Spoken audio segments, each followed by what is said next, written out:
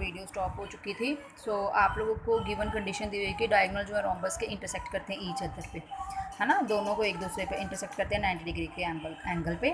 ओ angle जो है वो 90 डिग्री का है, AOD और COD मैंने ऐड कर लिया 90 डिग्री। ये दोनों ट्राइंगल्स में राइट एंगल ट्राइंगल बन रही है, फिर इट मीन्स की तो राइट एंगल ट्राइंगल में हम पाइथागोरस थ्योरम अप्लाई कर सकते हैं।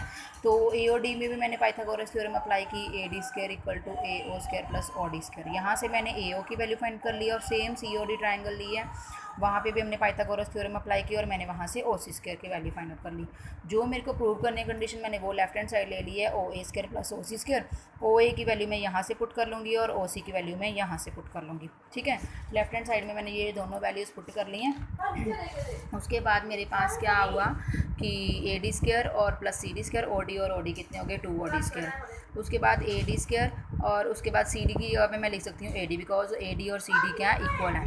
ठीक है, तो उसके बाद क्या हुआ मेरे पास, ये बन गया 2AD² और 2OD की जगह पे मैं लिख सकती हूँ हाफ ऑफ BD है ये। तो वैल्यू पुट की, BD का स्क्वायर और ओवर 2 का स्क्वायर कितना आ गया 4। आफ्टर दैट बाय सिंप्लीफाइंग ये मेरे पास आ गई राइट हैंड साइड। हमें ये प्रूव करना था कि left hand side equal to right hand side. So now come to the question number 11. So 11th question बेटा, in the figure AB = BC, AD is the perpendicular to CD। आप लोगों को AB जो है BC के equal given the हुई है उन्होंने, ठीक है, और AD जो है वो परपेंडिकुलर है CD पे। आप लोगों को प्रूव करना है कि जो AC² है वो 2BC × DC है। तो आपको उन्होंने क्वेश्चन ऑलरेडी सॉल्व करके दे दिया हुआ है। AC² बाय पाइथागोरस थ्योरम हमारे पास क्या आ गया, AD² + DC²। And in place of AD हम क्या वैल्यू लिख सकते हैं बेटा, AD की वैल्यू हम क्या लिख सकते हैं, AB² - DB²। पाइथागोरस थ्योरम लगा सकते हैं ना यहाँ पे हम। इन ट्राइंगल मेरे पास क्या आ गया, ADB, क्या फॉर्मूला लगेगा यहाँ पे, AB² = AD² + BD²। तो यहाँ से AD की वैल्यू फाइंड आउट कर लिया मैंने, AB² - BD²। Okay, plus DC² की वैल्यू मेरे पास क्या आ गई है, DB² + BC, बिकॉज DC हमारा जो है वो किस किस को ऐड करके बन रहा है, DC जो है वो किस किस को ऐड करके बन रहा है, BD + BC को। तो यहाँ पे वैल्यू पुट कर ली हमने और उसके बाद मेरे पास क्या आ गया, इसको ओपन ब्रैकेट हमने की है, BC²। AB और BC क्या दोनों इक्वल है, तो AB के प्लेस में मैं क्या लिख सकती हूँ, बिकॉज उन्होंने कंडीशन गिवन दी थी, AB की जगह पे मैंने BC लिख लिया -DB² एज इट इज़। यहाँ पे A + B की होल स्क्वायर का फॉर्मूला अप्लाई किया। ठीक है, तो after that by simplifying we get the equation that we have to proved. Next is question number 12। In isosceles triangle ABC, AB जो है AC के इक्वल गिवन दिया हुआ। आइसोसेलेस ट्राइंगल में हमारे पास क्या होगा, 2 साइड्स इक्वल, तो उन्होंने दिया हुआ है कि AB और AC इक्वल है और D जो पॉइंट है वो प्रोड्यूस्ड हो रहा है BC से, है ना, D is a point on BC जो प्रोड्यूस्ड हो रहा है और आपको कंडीशन प्रूव करनी है। मैंने ले ली ट्राइंगल ABC जिसमें आपको AB और AC जो है गिवन दिए हुए हैं इक्वल है। तो BC जो है वो प्रोड्यूस्ड हो रही है D पॉइंट तक।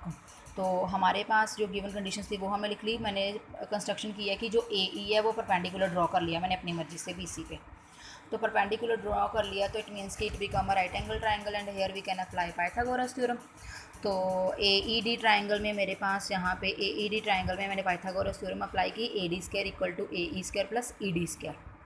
ओके, उसके बाद AD² as it is, AE² as it is. ED की जगह पे मैं क्या लिख सकती हूँ कि ED जो है वो किस किस को ज्वाइन करके बन रहा है, EC और CD को।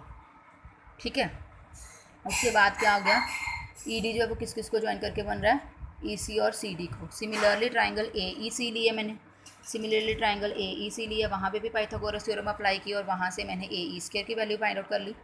देन जो मेरे पास जो AE² की वैल्यू आई है वो फर्स्ट इक्वेशन में पुट करने के बाद मेरे पास ये कंडीशन बन गई है, AD² = AC² - EC² + EC + CD का होल स्क्वायर। यहाँ पे इसको ब्रैकेट ओपन किया और यहाँ पे A + B की होल स्क्वायर का फॉर्मूला अप्लाई किया।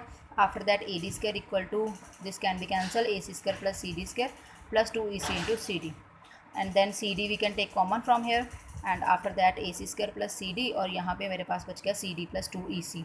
तो CD + 2EC जो है वो किसके इक्वल आ रहा है, BD के इक्वल आ रहा है। ठीक है, तो अभी उन्होंने क्या बोला था, CD हमारे पास कंडीशन क्या है, CD + 2EC, तो 1 EC और ये भी हमने EC लेट कर लिया क्योंकि ये तीनों हमारे पास पार्टीशन में है ना, तो वो किसके इक्वल आ गया, ये BD के इक्वल, पूरी ना लेंथ आ गई। तो ये वैल्यू किसकी आ गई, BD की। हमें यही प्रूव करनी थी कंडीशन। अगर कोई डाउट रह जाता है, फिर भी नहीं समझ में आता कोई स्टेप, तो वीडियो को ध्यान से देखना, नहीं समझ में आएगा तो आपको पूछ लेना। ठीक है, बिकॉज ज्योमेट्री पोर्शन है तो आपको कहीं डाउट हो भी सकता है। So now question number 13, in triangle A B C angle A और 90 डिग्री दिया हुआ आपको, सी ए जो है वो सी बी के इक्वल दी हुई है, ठीक है। डी पॉइंट आपको दिया हुआ है ए बी पर ड्यूज कर रही है, सेम प्रीवियस क्वेश्चन की तरह ही है, बस थोड़ा सा प्रूफ में चेंज दिया आपको। सो हमने ट्राइंगल ली है, बाय पाइथागोरस थ्योरम अप्लाई करेंगे ट्राइंगल ए सी डी में, तो वहाँ पे मेरे पास क्या आ जाएगा, C D square equal to A C square plus A D square. तो ए डी स्क्वायर को मैं कैसे लिख सकती हूँ, A B plus B D, okay. तो आफ्टर दैट यहाँ पे होल स्क्वायर का फॉर्मूला अप्लाई किया, let it first equation. Similarly triangle A B C लोगे तो यहाँ पे क्या आ जाएगा, B C square equal to A C square plus A B square. तो बी सी स्क्वायर की वैल्यू यहाँ पे मेरे पास आ गई है 2 A B square, because A B और ए सी इक्वल, उन्होंने कंडीशन गिवन दी हुई थी ऑलरेडी, है ना।